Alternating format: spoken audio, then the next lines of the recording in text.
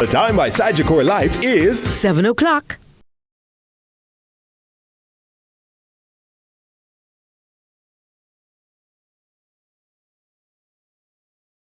Rockfort Mineral Bath to be reopened. And we'll have our new Sunday legal feature, Query This. While in sports, Windies sweep South Africa in T20 series.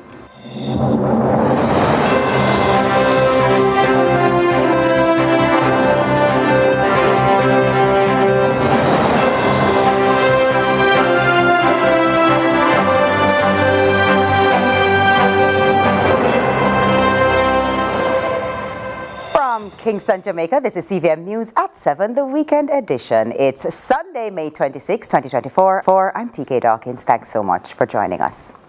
The government's road rehabilitation program, also called the SPARK program, is set to begin soon.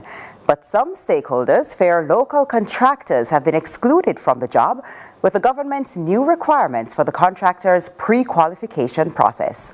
Our reporter Trisha Gay Kelly spoke with the president of the Incorporated Master Builders Association of Jamaica, who says the NWA and the Prime Minister's statements are contradictory. Daily, Jamaicans complain of poor road conditions, so much so that it has become a staple in residents' protests. And so the government, in seeking to change that narrative, had developed a road rehabilitation project known as the SPARK program. The project, valued at an estimated $40 billion, is scheduled to span the next 2 years. However, for contractors to be considered, they must participate in the pre-qualification process as stated by Prime Minister Andrew Holness. But there is a challenge. Local contractors complain the barriers to qualify are too high. President of the Incorporated Master Builders Association of Jamaica, Richard Mullings, says initially the belief was that the program would include local contractors. From discussion with the members of the Master Builders, when they reached out to the executive, they're quite concerned that the SPARK program, much talked about, it came up in the parliament, and there were suggestions made that it was allowable or it would be amenable to local contractors. This, Mullings says, was the understanding from the National Works Agency, NWA. But after his association's review of the pre-qualifications for the program, he says it seems the requirements were deliberately designed to dissuade local contractors. The requirements, the financial requirements, the work volume that are required to pre-qualify exceed what any individual Jamaican contractor would normally have executed. The pre-qualifications also require contractors to maintain liquid financial resources amounting to $12.8 million. Mullings is now concerned how they will move forward and is calling on the government for more clarity on the matter. Just be clear, because if the National Works Agency informed the Prime Minister that this was designed to encourage participation of local contractors, we'd really like them to come and explain how, given the terms, seem designed to do the opposite. So that's important just for clarity and for transparency in how we do business with the construction industry. Trisha Gay Kelly, CVM News. The Negril police in the parish of Westmoreland have launched a manhunt to apprehend 2 men who they say are behind Thursday's shooting death of an elderly fisherman and the shooting and injuring of his common-law wife at their home in Nonpareil Heights, Negril. While the police have not released the identities of the men, they have reported that they are behind the death of 62-year-old Kelvin Whitmore, a fisherman also of Nonpareil Heights. Reports are that shortly after 10 p.m. on Thursday, Whitmore, his common-law wife and their 2 children were at home when 2 men armed with handguns kicked off the door to the children's room and entered the dwelling. The gunmen proceeded to the common-law couple's bedroom and opened fire, hitting them both, before making their escape on foot in the area. The police were summoned, and upon arrival, it was discovered that Whitmore, who was discovered lying in a pool of blood with multiple gunshot wounds, had perished on the spot. His 49-year-old spouse also received multiple gunshot wounds, and she was rushed to hospital, where she was treated and admitted in critical condition. The traumatized children, neither of whom were physically harmed, were, however, on hand to witness the bloody incident and are currently receiving counseling. The police advise that anyone with information that can assist in the capture of the suspects to share it with the relevant authorities. Having secured a 25-year lease to operate the Rockfort mineral bath from the Ministry of Culture, Gender, Entertainment and Sport, leaseholders Carib Cement Company Limited has made a commitment to invest $57 million over the next 5 years on the facility's revitalization and eventual return as one of Kingston's most celebrated attractions. Joel Crosskill provides the details. Having been shuttered from the public for over 4 years, a tide shift, as an agreement has been secured to put the iconic Rockfort mineral bath back into operation. The announcement was made by the Minister of Culture, Gender, Entertainment and Sport, Olivia Grange, during the signing of the agreement at its new Kingston headquarters. The ministry, through the Jamaica National Heritage Trust, has given a 25-year lease to Carib Cement to operate the site. Today we begin a new journey, ladies and gentlemen. A new journey to positioning the mineral bath as a health and heritage site. Under this agreement, which we penned today with Carib Cement, the Rockfort mineral bath will undergo major upgrades over the next 5 years at a cost of approximately $57 million. I am pleased to hear that some renovations will be completed within 3 to 6 months, which will make the facility available to the public shortly. The fort that houses the bath was constructed around 1694. However, the mineral spring itself was not discovered until the Kingston earthquake of 1907. The magnitude of what the facility's return means to its modern visitors was not lost on Managing Director of Carib Cement, Jorge Martinez. With this landmark 25-year agreement in place, we will work to achieve key benchmark, as mentioned by the Minister, for the improvement of the site over the next 5 years. This includes the enhancement of the baths. I want again to reinforce the significance of the Rockfort mineral bath, not only as a place of relaxation and even rejuvenation, but also as a great symbol of the shared heritage of Kingston. Chairman of Carib Cement, Paris Liu Ayi, also endorsed the vision of re-establishing the location, which was declared a national monument in 1992, to its rightful station as a beloved part of Jamaica's cultural and historic landscape.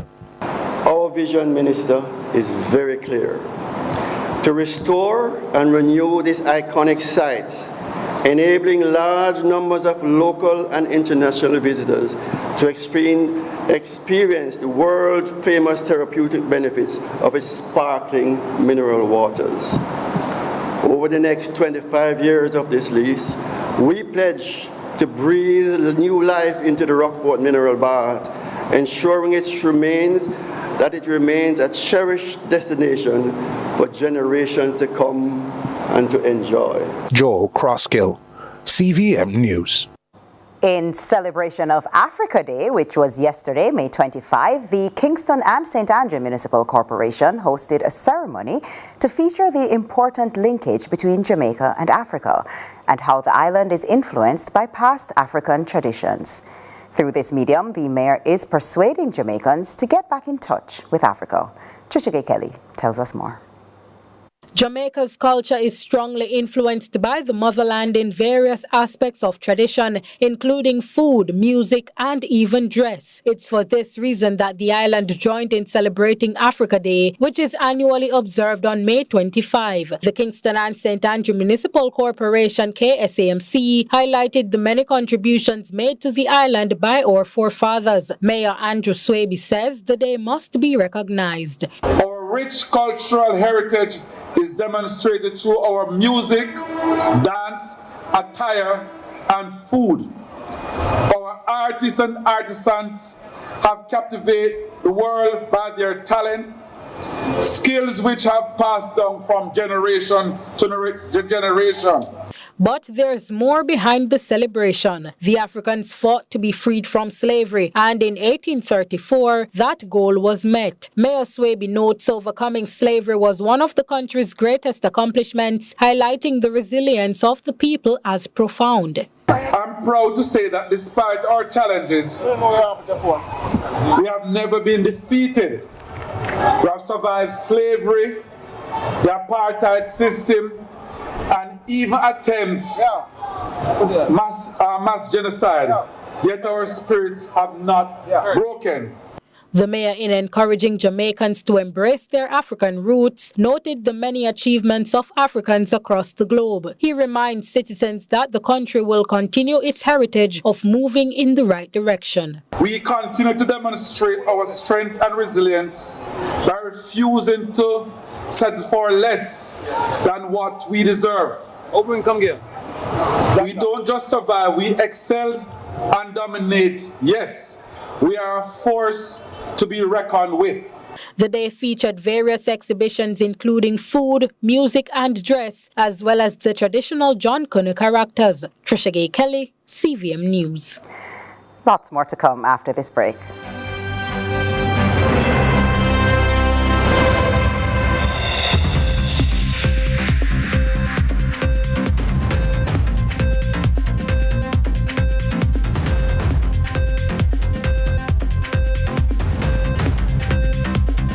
Events, we believe that every love story deserves a grand celebration, and so we invite you to be a part of this unforgettable experience. Whether you're saying I do for the first time or renewing your vows, MSW Events knows how to turn your special day into a truly unforgettable experience.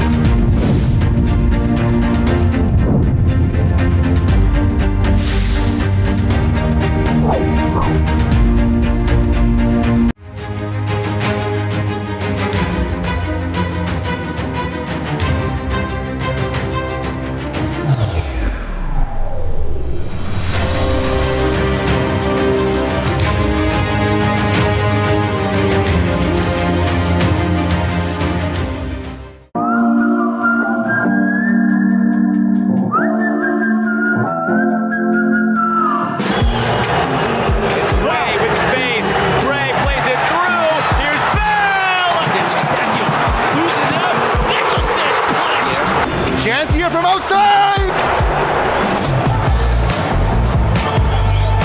Raise ball into the middle, it's a free header, and it's a goal! What's your story? What's your sign? We're dreamers. Don't care what other people say. We're doing this in our own way. We come alive. We come alive. We come alive. We're doing this in our own way. We come alive.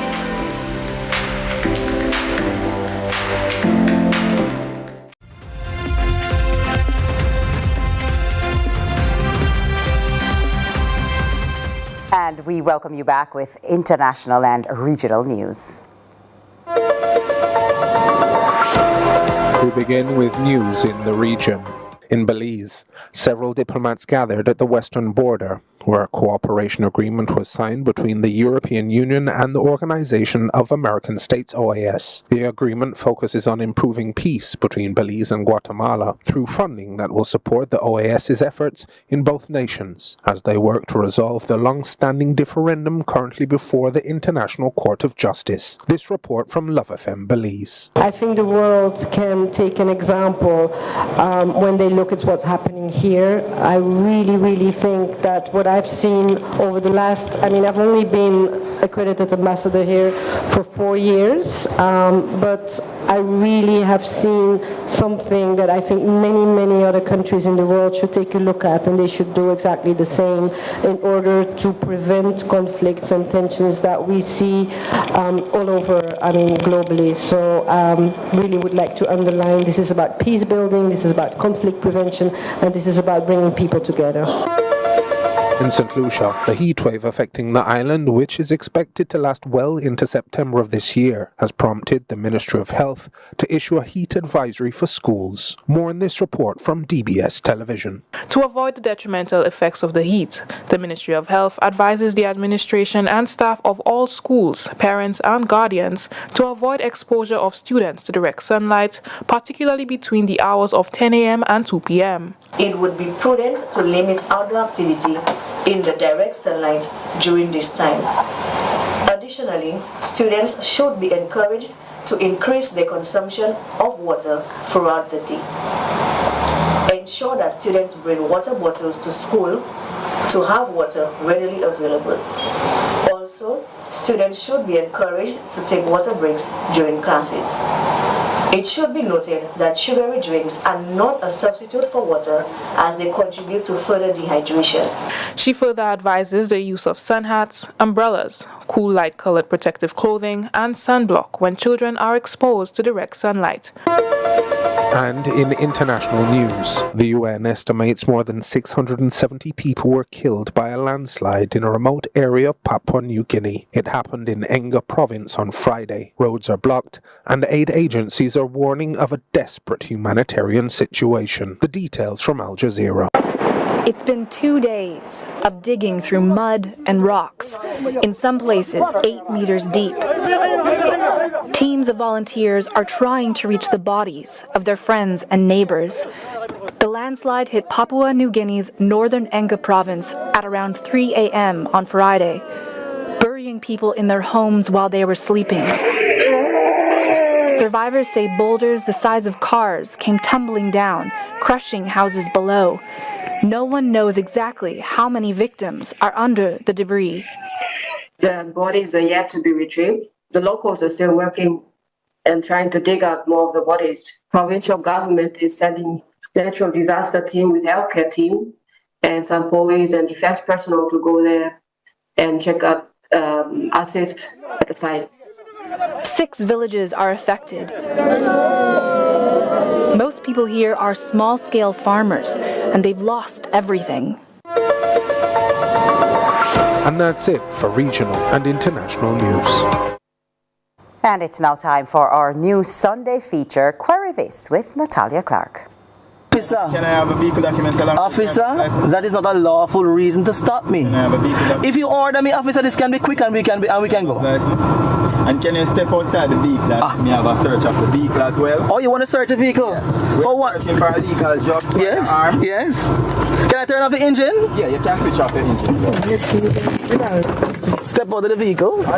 All right. So you want to search my vehicle? Yes, sir. Oh, and you want to see my documents? Along with the vehicle documents. And again, are you willing to understand that that's not a lawful reason to stop me? It's entirely possible you've been pulled over by the police while driving or as a passenger in a vehicle.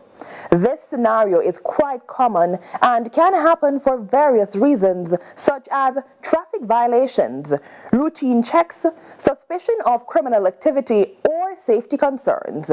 Apart from the inconvenience of stopping, especially if you are pressed for time, you may wonder what your rights are if and when this happens. Can an officer demand to search your vehicle? Can they physically search you? How about your property? And can you be arrested for refusing to comply?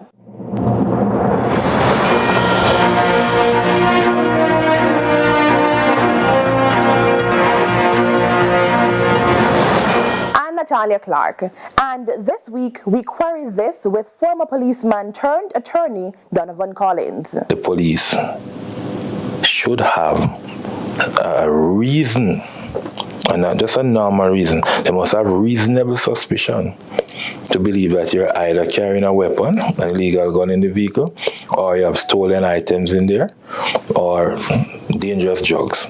So there are several legislation, including the Jamaica Constabulary Force Act, which gives the police the power to stop and search.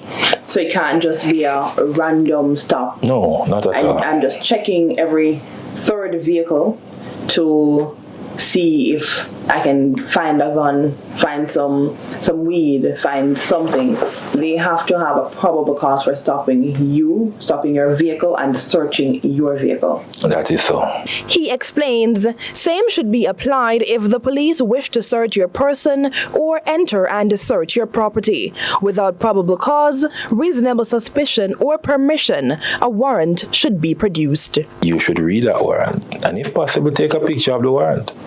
Most times, the complaint is that the police came, licked on your door, them not show them no warrant. But at a later date, a warrant is presented, and the police is saying that they actually had a warrant and they showed a warrant. Now, I know from my previous occupation of being a member of the Jamaica Constabulary that most times the police don't show any warrant. In those cases, he cautions, comply and then complain. But what would be good is if persons can have a discrete recording device that can capture the proceedings, so that if it is that your rights are really breached, then you can now institute a claim against the state. And how about if something illegal was found from an unlawful search? Can you still be prosecuted? Even if there is an unlawful search, once something is recovered, then you can go to prison for that still in this jurisdiction. The attorney, who frequently tackles matters of this nature, says the prevalence of this may be due to the police's desperate need to clamp down on crime. He argues, however, that all parties must be deliberate in knowing and upholding the Constitution of Jamaica. Do you have a legal question? Meeting up on roadblocks when dealing with state agencies? How about issues with a neighbor? Feeling like you're not sure how to handle them? That's when you send me a note at nclark@cvmtv.com to say, query this. I'm Natalia Clark, helping you to get the facts and to be in the know.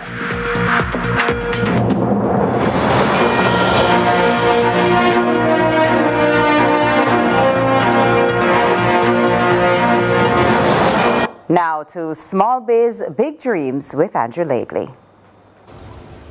This is Lashana Watkin, a young trailblazer making waves in the beauty industry with her innovative skincare business, Lepigenics Cosmetics. Fueled by a passion for skincare and a fierce determination to chart her own path, Lashana's entrepreneurial spirit has propelled her from a humble student to a budding beauty mogul, inspiring others along the way. We offer a wide range of skincare, body care essentials like scrubs, moisturizer, body butter, serums to enhance your skin, to enhance the confidence that you have while eliminating skin issues like acne, dark spots, hyperpigmentation, and so forth. Lashana's foray into the world of cosmetics was driven by a desire to break free from the confines of a traditional 9-to-5 job. Growing up, I have flawless skin. I've never had an acne breakout, so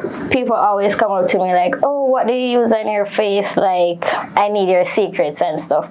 So that just motivated me to pursue the skincare path. I also am not interested in a 9-to-5. So, you know, starting my own company and solving issues that persons have just pushed the idea forward. She diligently saved every penny she could spare, investing in essential items and laying the groundwork for Lepigenics Cosmetics one step at a time. I didn't really have a set startup capital. It's just any little funds that I got, I just put it towards purchasing like containers or raw ingredients and stuff like that. She created a line of skincare products that reflected her commitment to natural ingredients and holistic wellness. I'm growing aloe vera in my garden right now. If not, I source them from farmers or purchase them online. Since we're like 2 years now, it's a lot of trial and error. So I have my sisters who are guinea pigs or test subjects, as they like to call it. So finding the right portion of, like, say, sugar to oil ratio or any additive products, that just, alright, so I eyeball it at first, and then depending on the results that I get, I either add ingredients or take out ingredients. But it hasn't been a bed of roses for the young entrepreneur. Monetary issues, that's the big one, because I'm a student, I don't work. The second one is consistency, because I have to focus on school, focus on business and personal issues. It's kind of hard to balance everything at once. Looking towards the future, Lashana envisions a world where Lepigenics Cosmetics stands as a beacon of natural beauty and empowerment. I'm thinking of improving the product line, so more products like facial cleansers, gels, and stuff like that, as well as finding new platforms to promote the business as well, to, you know, get my place on the market, because this is a big business in the making. This week, a concept that's good to grow happiness, especially because it spontaneously picks on 60 individuals. For Inspire Jamaica, however, there was an added flavor, handpicked. Carlin Brown explains. Reach out and touch somebody's hand. Make this world a better place if you can. Dairy Industries Jamaica Limited celebrates 60 years this year. April 23 was our anniversary date, or birthday. And so we have taken on this initiative to commemorate the 60 years that we have been here, to do 60 acts of kindness. For the month of May, the company that prides itself as a producer of high-quality dairy products shifted its plans to another level. Through Inspire Jamaica, a child was identified to be celebrated for impacting the lives of others through bravery, courage, and positivity. Of course, we ensured the thought of one simple act of kindness was multiplied. Let's do this! When the Good to Grow team and a production crew invaded the grades 2 at the St. Benedict's Primary School, the close to 50 little ones had no idea why these strangers had changed the mood inside their classroom. No longer were their teachers in charge, but they were being engaged in a session on the importance of dairy, a good source of protein, calcium, and vitamins, etc. Then came the fun part. Sampling a family favorite yogurt. Well, strawberry reigned as a kid's favorite, but the cotton candy and the melon berry burst were also a good creamy mustache. When they took the activities outdoors, Kamoy Blessings Williams was the last to join the group for obvious reasons. But that didn't matter to her. What mattered was she could access her wheelchair by herself, and she got there. Her story then began to unfold. She looks like a sugar in a cup. There's a gentleman in the ring. He looks like a sugar in a plum. And as Michael Jackson said, heal the world, make this a better place for you and for me and for the entire human race. We need to show love, and love tear down any boundaries at all. So, Kamoy, on behalf of Dairy Industries Jamaica Limited, we would like to present you with this token. With this significant seed now planted, both the receiver and the givers reaped because of a social connection. My name is Andre Rattigan, the owner of Commercial Concepts. What this project has done for me today is to just remind me that we should not complain. We should be grateful for what we have. Be grateful for what we don't have, because it teaches us to remember and be appreciative of what we do have.